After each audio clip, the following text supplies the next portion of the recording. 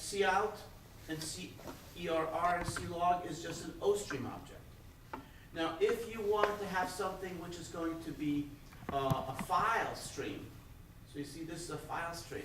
What's a file stream? Well, a file stream basically is an extension of IOStream, is an F stream. And how about an input file stream? An input file stream is an input stream, and it's also inheriting from file stream. In other words, F stream. So there should be connection here and connection here. So this is sort of the inheritance hierarchy, and we can create streams like this. For example, IF stream, we're creating an input file stream. I'm going to give it this name, and then I give it a file name, which will be just a string, and then I'm going to open it up, ios : in. What is in? What is that anyway? In. What's iOS?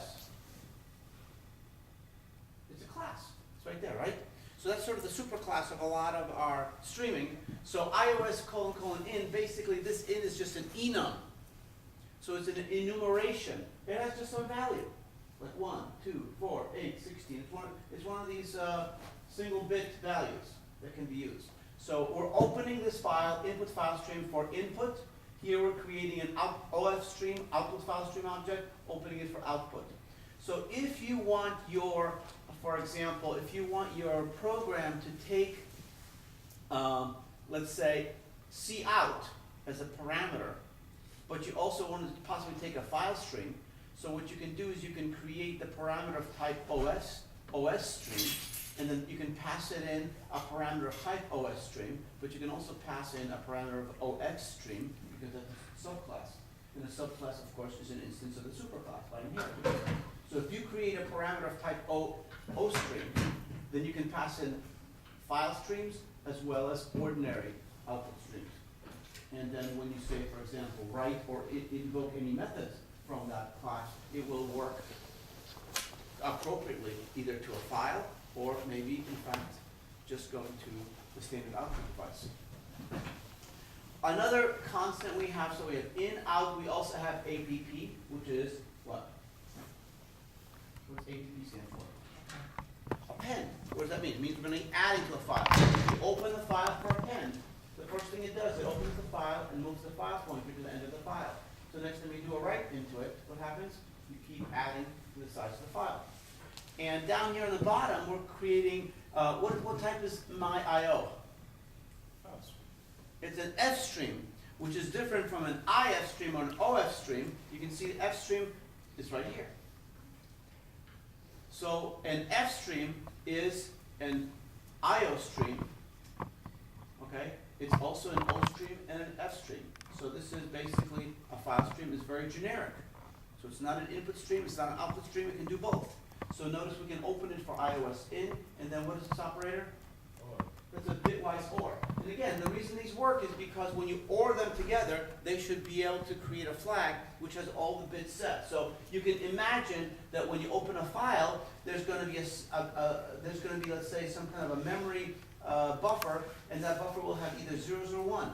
So when something is open for input, it's going to have a 1 in that spot. When something is open for output, it'll have a 1 in that spot. When something is open for append, it'll have a 1 in a still different spot. So when we start ORing these things together, all the ones add up. They all stay. And that's why these enums always have values of powers of 2. 1, 2, 4, 8, 16, 32, 64. So they all have unique bits. So when we OR them together, we get them all. When all the bits are unique, and we OR the different flags, it's like addition. The only time it doesn't work if you try to OR the same thing twice. You don't have addition. Because if you OR the same thing twice, you get the same thing. All right, so let's look at a very simple example here. Let's say I created an input file stream called fin. So I'm going to create, so this creates a default object, and I'm going to open this input file stream using this file name. Let's say it's some kind of string value.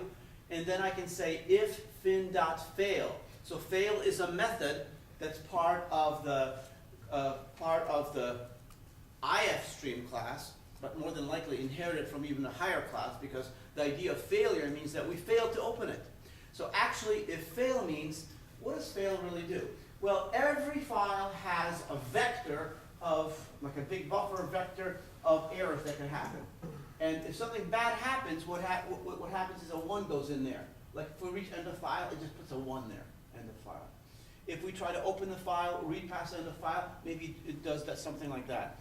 If we try to open a file, it's not there, it does puts a flag here. So this, basically we call this the, what's the word I'm looking for? I can call it the flags register.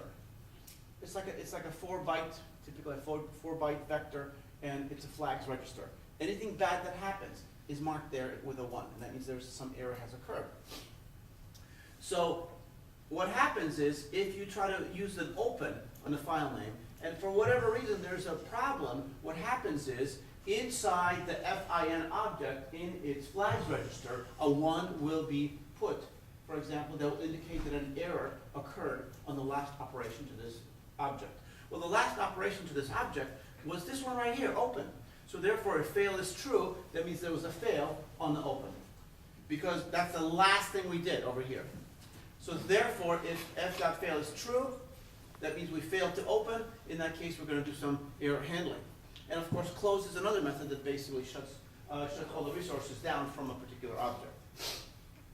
So other fstream, so this is fstream, you can see that I'm using IfStream, okay, IfStream, but it's really coming from fstream.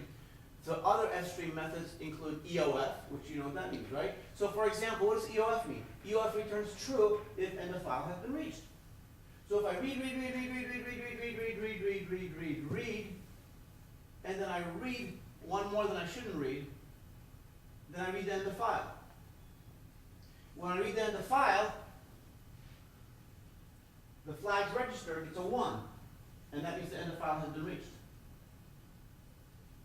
So if I try to read again, it's going to check that. It's going to say, no, you already reached the end of the file. If I try it again, no, you already reached the end of the file. So you can check that. So once you reach the end of the file, EOF will return true. Bad is a true value if an invalid operation was requested. You're trying to read, but the stream is open for writing. That's a bad operation.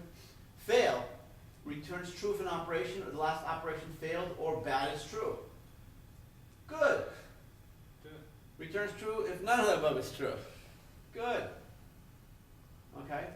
RD state returns the internal error state bit vector. That's what I call the flags register. So RD state, very, very important. So what happens is, if you get RD state from an fstream, that will give you a 4-byte vector of stuff. So what you can do is you can take one of the values and try to see which of them is set. Okay? And initially, you also have clear. Clear is very, very important. Clear sets the error vector to state 0, to the state that you specify, or 0 without a parameter. So it is a method which has 2 versions. One with an int parameter, one with nothing. With nothing, it basically zeroes out everything. So for example, if I read the end of the file, then the end of file marker is set in the flags register. If I say clear on that stream, it's unset. So if I try to read past it, now it's going to be a problem because it says it's not the end of the file. I'll try to read it, my program blows up. Okay. So just be aware of that. So you can clear things, doesn't mean that they're not true, you just cleared them. And of course, sometimes we want to set a particular state that we like.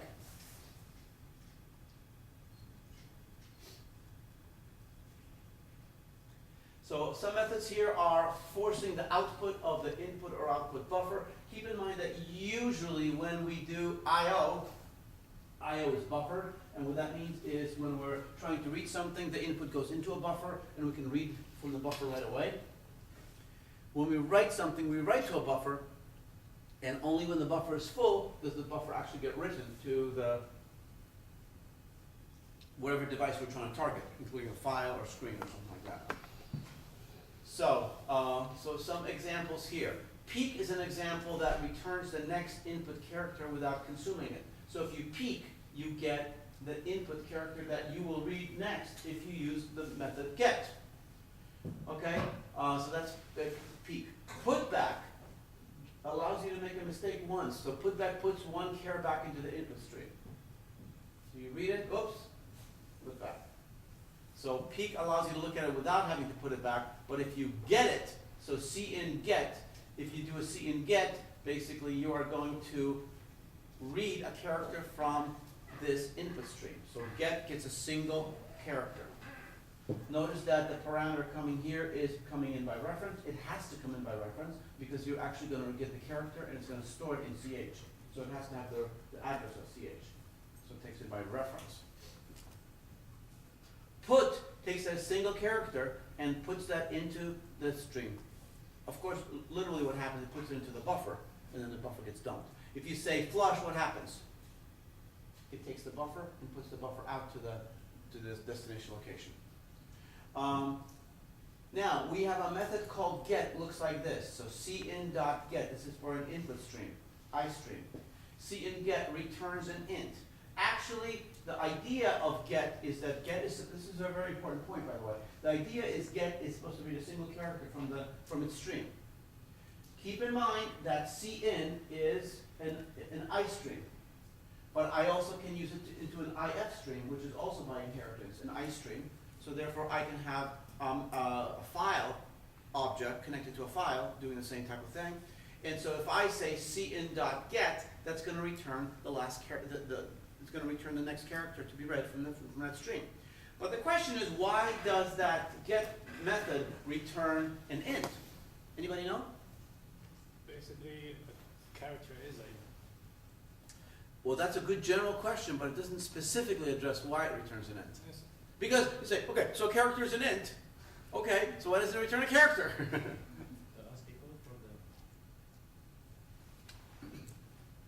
There's a very simple and important answer, and this answer spans C, C++. It really goes back to C.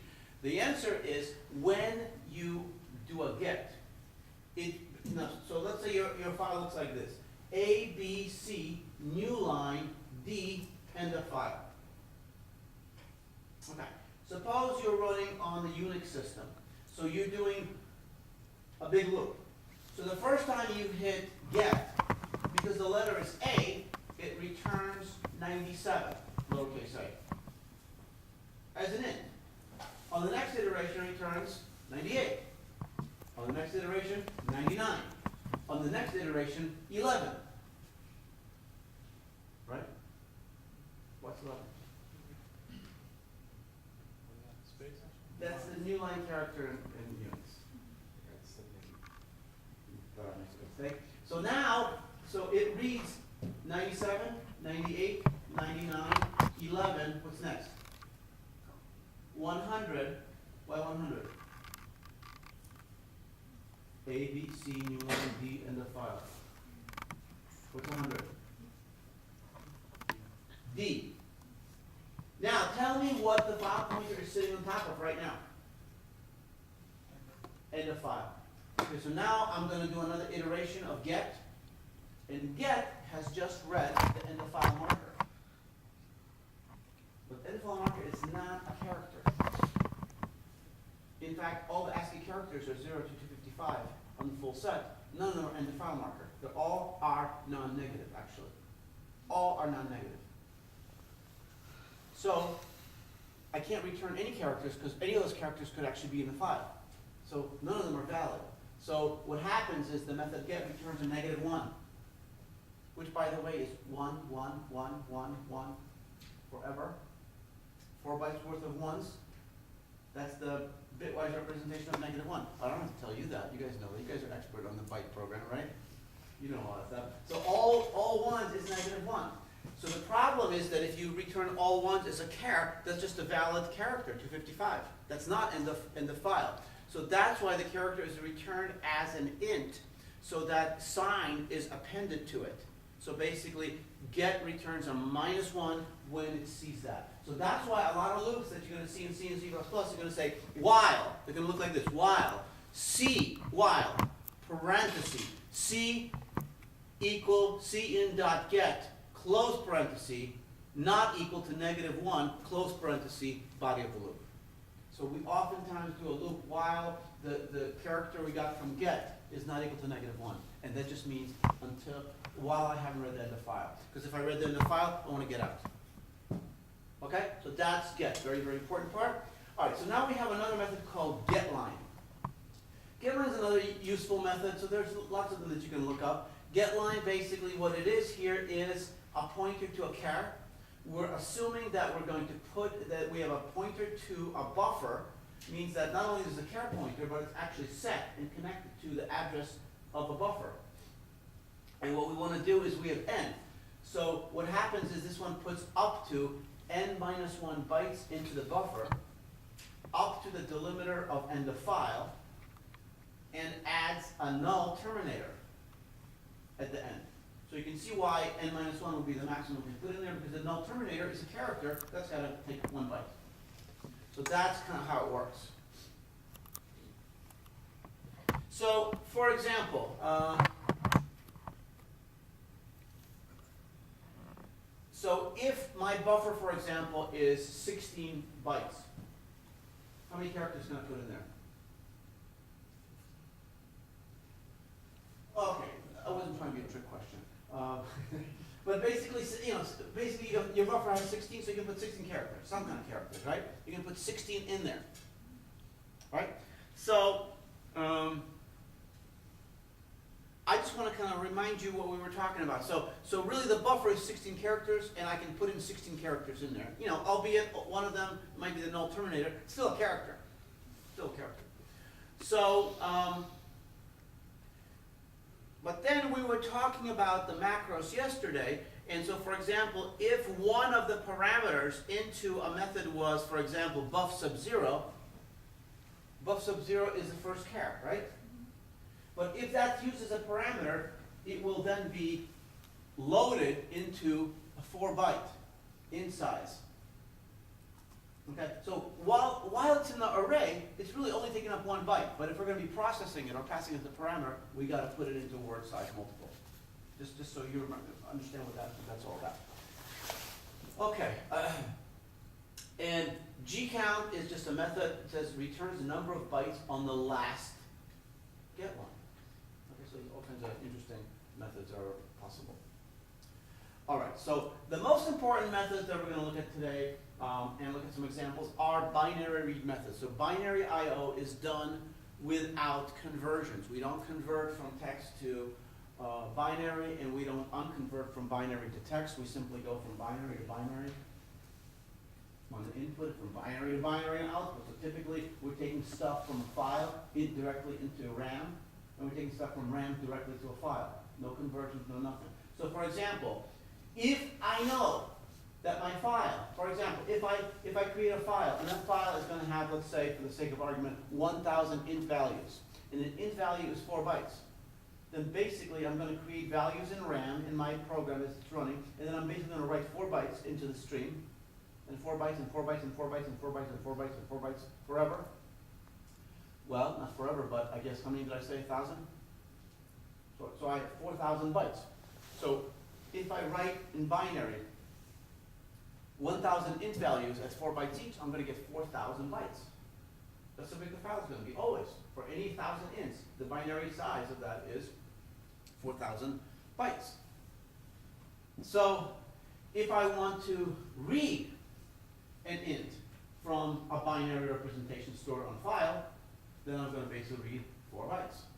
So these methods, read and write are the methods that allow you to make transfers of binary memory, either from RAM to file, or to some kind of a stream, or from the stream or file back into RAM.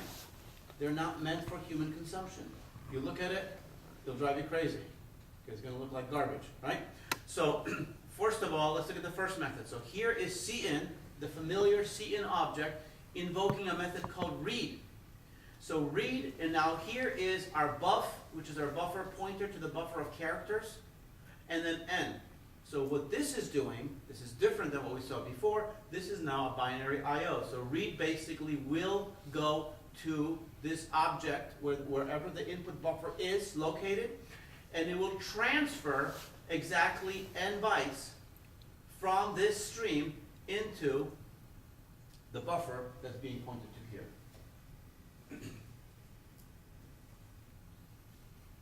And here is the prototype of that method.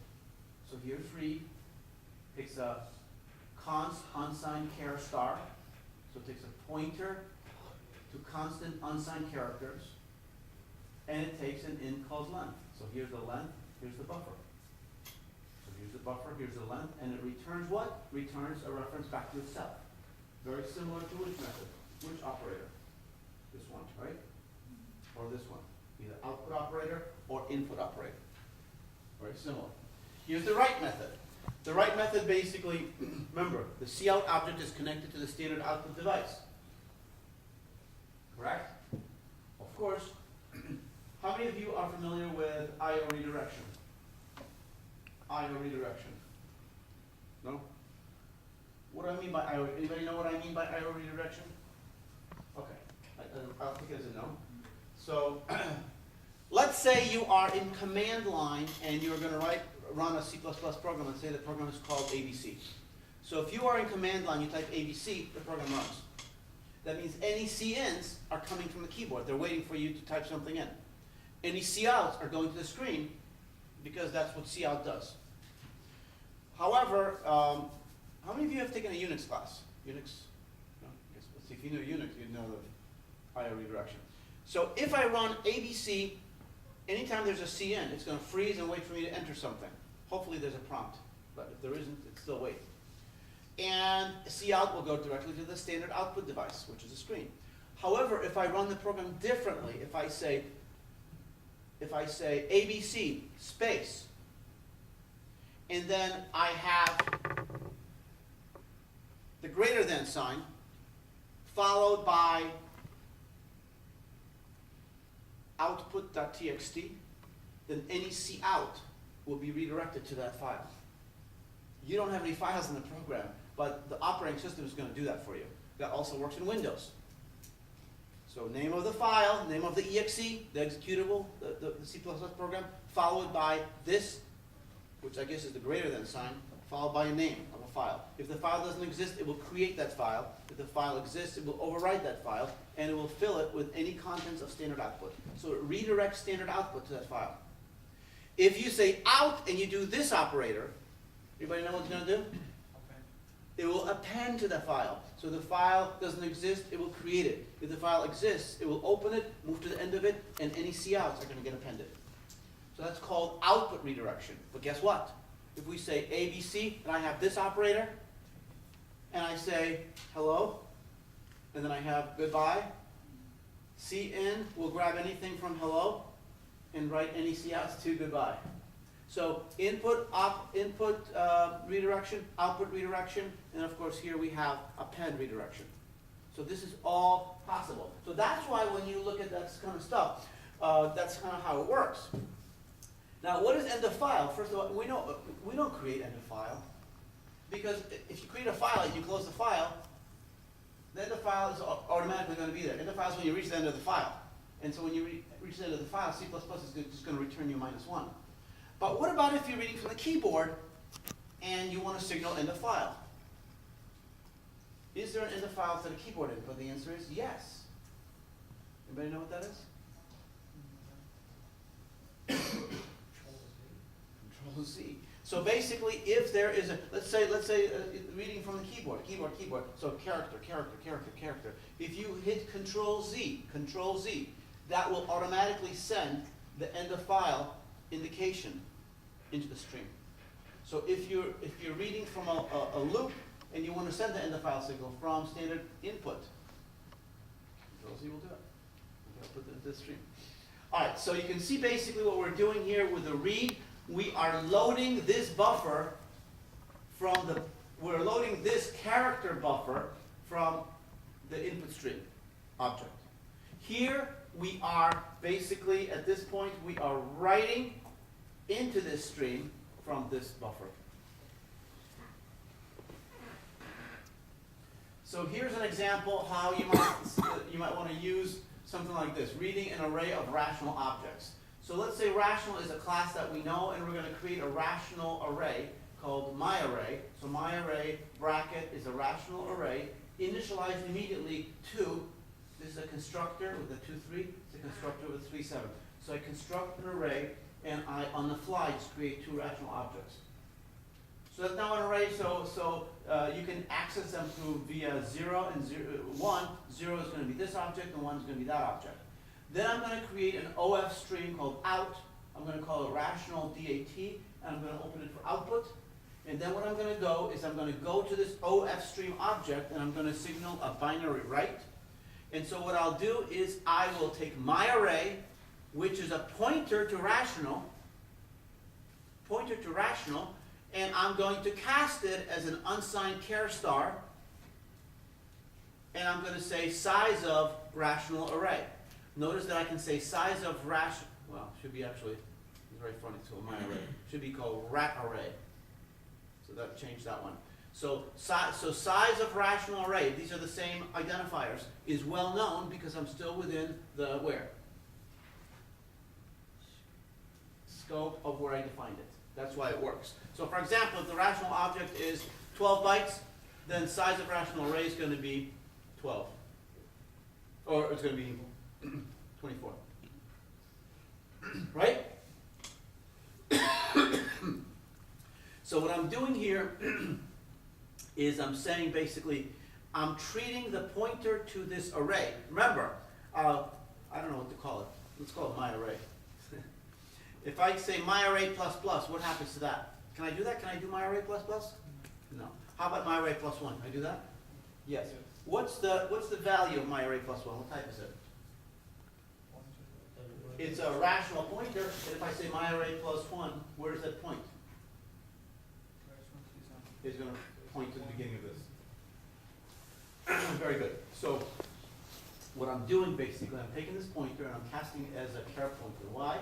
Because the write method expects char pointer. So that's what it is. I could also cast it as a void pointer. And the reason I can do that is because the write method is going to take a parameter coming in as an unsigned char pointer. So if I cast it as a void pointer, that'll be a perfect match. The void, because it just goes as a void pointer, but then it would automatically be treated like a char pointer. So I'm treating it as just a character pointer. The reason is because we want the character, we want the pointer arithmetic to operate on char pointer. So plus 1 means plus 1 byte, as opposed to rational pointers, which plus 1 could be plus 8 bytes, or whatever the size of rational is. So the first thing I do is in the write method, I simply give it the address of the buffer that I want. And of course, my array is pointing right here. And size of my array is going to be the number of bytes there. So if that size of bytes is 12 and 12, it's 24. What you're really saying is go to this address and write 24 bytes, starting at this address, 24 bytes into this output buffer. Transfer the memory from one place to another place. So what is the difference between unsigned char and char? Well, by definition, I didn't really talk too much about unsigned types, but I will. Unsigned types are what you're really doing. Okay, what does unsigned really mean? For example, if I have unsigned int I, are you with me? Equals to -1. Wait a second, this is not going to give me an error? No. Why should it give me an error? So unsigned int I equal to -1. Well, first of all, what the heck is -1? -1 is a string of ones. So I'm taking a string of ones and I'm putting it into unsigned int I. So now I have 32 ones there. What happens when I do a print, or C out of I? I don't get -1. Because basically you're saying I is a -1. It says treat the bytes, the bits that are inside as an unsigned number. I don't care how they got there. But since I is unsigned, when I do C out of I will get an unsigned number, which means non-negative. So by saying unsigned character, you're basically saying this character, really, by default, all numeric primitives in C++ are signed. That's why you never see the word signed being used. It's a default. Kind of like automatic or auto, right? Auto is a default, nobody uses it. So is sign. But you said that all characters are positive, no character is negative, only. Correct. So. This is, but still, a char is just an integer type. So it has, so you can theoretically have a signed or unsigned. Okay? So all the ASCII values are non-negative. Well, I'm saying non-negative because there's the null character. We don't want to slide that character. It's a very important character. Okay, so here's an example. Here I'm going to create rational myArray2. What does that do? That creates an array of 2 default constructed rational objects. So therefore, if each of these objects is 12 bytes, I'm just saying, for instance, if they're 12 bytes, then what's going to happen, this is going to allocate a buffer of 24 bytes, right? Now, normally when I'm reading these rational things, I have to actually do what? I have to overload some operators, right? Either overload the assignment operator or do something reasonable. But in this case, I'm allocating 2 default objects. I'm opening the same file as I just wrote. I'm opening it for input, and I'm saying, okay, go to this buffer, go to this location, which is this file we just wrote, and give me 24 bytes from that location, and stuff them into the buffer that I just created here. If you change this from 2 types of rational and write 2000, this will read basically 2000 times 12 bytes. It just block reads. Boom, boom, boom. Super fast. Fastest. Nothing can compare against binary input, binary output. Of course, if you look at this file, if you open this file, be careful, you might want to wear sunglasses because you're going to get some crazy characters in there. Okay? But computers love that. That's because you're going to open it, and you're going to open it in a text editor. Text editors don't like binary. If you want to look at binary, you need to use a binary editor, which is also sometimes referred to as a hex editor. So sometimes they're showing you binary, they're probably compressing it to hex too, so you can see both hex and binary. Okay, so basically, read and write methods are nothing more. They're byte movers. They move bytes from place to place. Okay. The write method takes them from memory and writes them to a stream, typically a file stream. This one reads them from a stream and moves them into memory. That's all they do. They don't check the bytes. You could open a file of ints that has 1 million ints in it and run I get this backwards, don't I? This should be writing, this should be reading. Oh, whatever. You get the idea. So what I'm saying is I can have a file that has 1,000 ints, and I can open that file and I can read 2 rationals out of there. They will make absolutely no sense. They'll have crazy values, but they'll be values, and there's nothing wrong with them because remember, any data is good data. For example, if I write, let's make this supposition. Let's say that an int is 4 bytes and a double is 8 bytes. Okay? So let's say I write 2 ints, boom, boom, in binary. So it's 4 bytes followed by 4 more bytes. And I save that file, I'm going to call it data. I open the file data in the next program for input, and I read 8 bytes into a double. Is that going to give me an error? Why should it give me an error? It's just 8 bytes of data. Data is data. A primitive double can have any permutation of 1s and 0s. So you will read a double. This double will have nothing to do with either of those ints, but you can read it. So if you write, for example, 1,000 ints, you can read 500 doubles. Okay? They're just not going to make any sense to anybody because that data is not connected to anything realistic or real. Okay, does that make sense? So if let's say a rational object took 16 bytes. 16 bytes. So if I wrote 16 of them, I would have 256 bytes. I could open that up and read in binary 256 chars. Why not? It won't make any sense. But you see, binary data, the problem with binary data, it doesn't have a type. You have to know what it is. So if you create a file of only ints, you better know you got ints in there. When you open it up, make sure you move it into an int buffer. So that when you dereference them, they're going to become ints. And if they're going to make sense, they're going to be the same as they were before. But if you open a file of ints and you start reading them as doubles, you're on your own. Nothing's going to prevent you from doing that. It's just pure data. So here I'm showing you basically creating, so we have this rational class which is very, very simple. Basically it has a top and a bottom int values. And then I'm adding here a write method. And I'm adding also a read method. Notice that the write method takes an OS stream by reference and the read method takes the IS stream by reference. Now normally if you're going to be nice, you don't give them a void return value, but what I would do is give them what? What would you return from the write? What would you suggest to return from the write? Huh? I don't have to return something, but I want to return something. What would you return?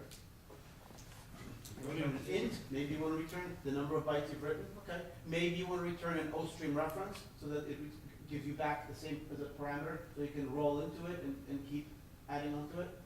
Remember like cout, that operator returns what? Reference to the host. So that when we do it, we can do another one of these. So I can do something like rational.write. If you want, I'm just saying you could do it. Just saying you could do it. So what does the method look like? Well, the method is very simple. So the write method, again, void return, OS stream coming by reference, and then all I do is, what is this? This is the O stream, and is this recursive? No. This is, because remember, this is the rational write method. So the rational write method calls the standard method that we saw before. So this write is calling the write, which is connected coming out of the OStream class. So this is the write method from the OStream class, and this is the write method coded for the rational class. So all we do is we create the write, and then we borrow this one. So what is this? This is what? What is this? That's a pointer to the host object. So for example, if I have a rational object and I say rational.write and I give it a string, it's going to cast a pointer to itself as a constant char star. Size of rational means how many bytes. Basically, it will write itself out to this O stream. Could I send in cout? I could, but it would be nasty looking unless you redirect it using output redirection. Then you could do a binary file using cout. So this could be a file out, f out, or it could be cout, standard cout. Same thing here. So here, same deal here. This is so basically now you're understanding what this is. This is a pointer to the object. It really is the address where the data is beginning. Because that's what we're really doing. Because this is now the target. That's where the data, we're reading from the stream starting at this location. So this must be the start location for data. It is. So the pointer to the object is where the data is stored. The objects do not store their methods. The methods are, for example, if you have 1,000 objects, you only have one copy of the methods. The methods operate on the host data. So the methods are sitting over here in the code segment of memory, and the objects are sitting in the data segment of memory. And this code is operating on the host. If it's this host, it's operating on this one. If it's this host, it's operating on that one. It's only one copy of the methods. But the methods are always connected or always driven by a host. All right, so here is an example of how we can use this type of thing. So take a look at what we have here.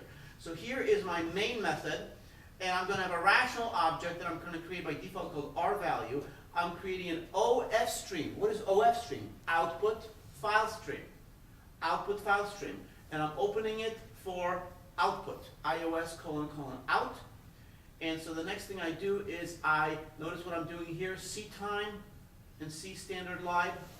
These are a couple of libraries that are standard. So I'm going to say sran. Sran means seed the random number generator. Time null. Time is a method coming out of the ctime library. So ctime. So time null, basically what does it do? What this does, it gives you an arbitrary long int typically what happens is it gives you the number of seconds since January 1st, 1970. That's always different. Time keeps moving forward.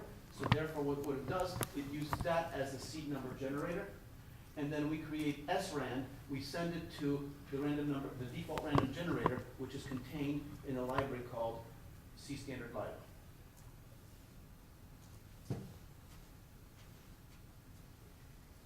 So now, once I've done that, what I'm going to do is I'm going to loop 10 times.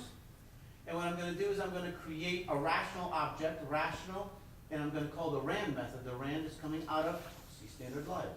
RAND returns a random integer value between 1 and less than the maximum integer on the system. What's that? It's a big number. Where do I find it? You can go to a header file called limits.h, or just limits. So limits gives you, so how do they define these maximum values? Oh, they use pound define. Pound define max int. That's it. Very simple. Okay, so basically RAND gives you a big number. We're doing modulo 1000, so it gives me a number between 0 and 999.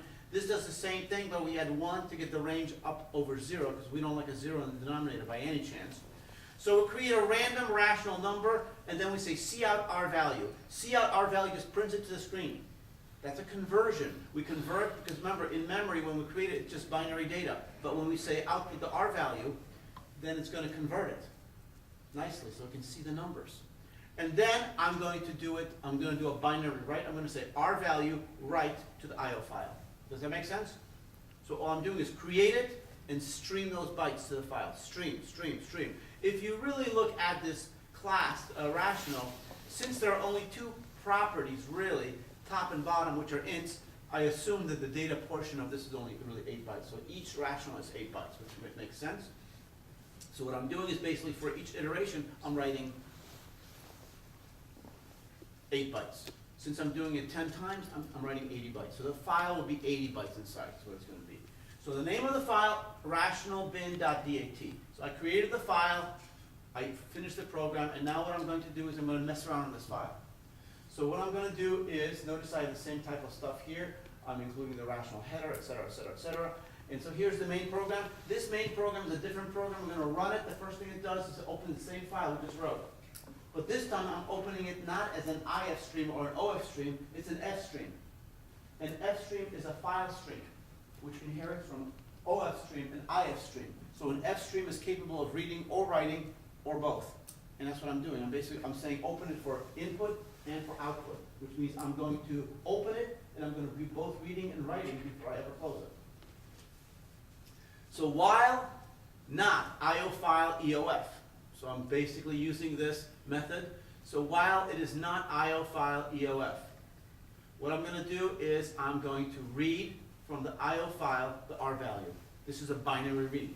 Basically just reads 8 bytes from this file position pointer right now, and then I'm echoing it to the screen so I can see it. So this does 10 values. The next thing I do is I say IO file clear. When I do that, I clear the vector of the state vector, if you will. Why? Because the reason I came out of the loop, because IOF was equal to true, which means it's set that I'm at the end of the file. If I don't clear it, I'm always going to be at the end of the file, even if I'm not at the end of the file. Because it's not very smart, it just sets it. So I clear the flags, and then I do a move. I do a seek. So I say IO file seek long 0 iOS BEG. iOS, we know what it is. It's a class. And BEG, what is that? That's an enum.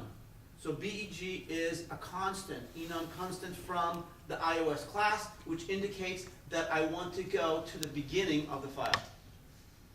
So when I say seek long 0 iOS beginning, what I'm really saying is I want to move my file pointer from wherever I am right now to the beginning of the file, but I want to be 0 bytes from the beginning. Well, if you're 0 bytes from the beginning, you are at the beginning. So it moves me to the beginning. What's a long 0? 0 is 0, and long is just a cast. So you can use this. You can use casting this way. You can do long like this, or you can do long 0 as a parameter. Or you could type 0, capital letter L. That also will work. So that works nicely for numeric constants. So this is just casting it. Why? Because the seek G function requires a long. Now, you might say, well, why are they calling seek G? Why don't they just call it seek, like every other one? The reason they call it seek G is because there's a seek P. Seek G means seek to get. And seek P means seek to put. Okay, so if you're intending to get something, you're going to use seek G. If you're intending to write something, you're going to do seek P. And the reason there are two of them is because technically, by the C++ standard, those two could be operating on different pointers concurrently. You could have a get pointer, you could have a put pointer, and they're different. So if you do a seek P and seek G to different places, and you do a put, you write, then it's going to use the put pointer. If you do a get, it's going to use the get pointer. All right, but most implementations, they don't differentiate them, but they could. So seek, so we're seeking the beginning, 0 bytes from the beginning, while not IO file EOF. Again, this is initially, again, going to be true. It's not the end of the file. Why? Because we cleared it. If we cleared it, but we didn't do this, we'd be in trouble. Because well, actually, no. If we cleared it and we didn't, and we commented this out, we'd be in trouble because basically it would say, I'm not at the end of the file. Therefore, it would try to read past the end of the file. Bad things happen. Even C++ can blow up. All right, so while not in the file, we're going to read. We're basically rereading, right? Rereading again. Now, if R value numerator is greater than R value of denominator, what does that mean? If my fraction has a higher top than the bottom, that's called an improper fraction. If that's the case, then what I'm going to do is I'm going to create a rational object where the R value of the denominator becomes the numerator, and the R value of the numerator becomes the denominator of this new object. And I'm going to connect this object to R value. So basically, I created a value where I flipped the top and bottom because the top was bigger than the bottom. Whatever. It's my choice. Now what I'm going to do is now keep in mind when I do R value read IO file, if I am at this position, if I'm right here at the green line right here, if I'm over here and I say, and I'm at offset 100 in the file, and I read IO file, by the time I read it, I'm at 108. Why? Because it's 8 bytes that I just read. And then after going to the position 108, I determined that the numerator is bigger than the denominator, so I created in memory another rational object like this. And what I want to do is I want to fix the file. I want to correct the file. So in order to correct the file, I need to find out where I was when I first read it, or before I read that object. So I'm going to go to IO file, and I'm going to seek G, and I'm going to go minus size of rational. Well, that's going to be -8, cast it as a long. So I want to go to the current position, but I want minus 8 bytes from the current. Why? Because when I was at 100, I read 108, and I found out something was wrong. I want to back up and rewrite it again. So I was at position 100. I read it at 108. I make some changes. Once I read it on 108, this corrects me back to 100. And then when I write it, I correct it with a flip numerator denominator. I'm back at 108. Because the write moves 8 bytes, the read moves 8 bytes. They move, each read and write moves the 8 bytes. So now once I finish that, I'm going to clear the flags again, and I'm going to seek G again, 0 from the beginning. And I'm going to, while not end the file, I'm going to read it, and I'm going to output it. And what you're going to see is that the data has been, I don't have the output here. Maybe I do, maybe I don't think I do. Okay, so what you're going to see is the data has been flipped. That's it. Any questions on that?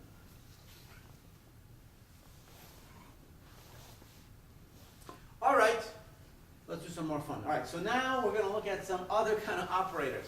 There are some special operators. We know that we have operators that are overload operators. Like we can anything that's an operator in C++, we can overload. Like assignment, equal operator, plus is an operator, star is an operator, minus is an operator. All kinds of things we can do, right? But we also can create member operators that are casting operators. So for example, take a look at this. This code is especially unusual here. So again, suppose we have our rational class, but we're going to do something here. So the class is rational, blah, blah, blah, and then we have operator double parenthesis. That's just plain weird. Because first of all, we don't have a return value, not even void, right? And so we're basically saying operator double. So operator double means that what we're really doing is we're writing the logic for casting a rational to a double. This is called a casting operator. So if I take a rational object, R-val, and I cast it as a double, or I can use static cast, I can use some of the bracket static cast or dynamic cast as a double. So what it's doing is it's basically creating an operator called double, and so all it will do is return the top cast as a double, which promotes it to a double, divided by the bottom, which is an int, which automatically gets promoted to a double, and does basically double division, returns the double value. So for example, if my rational had a 2 and a 3 for top and bottom, what would the double cast return here?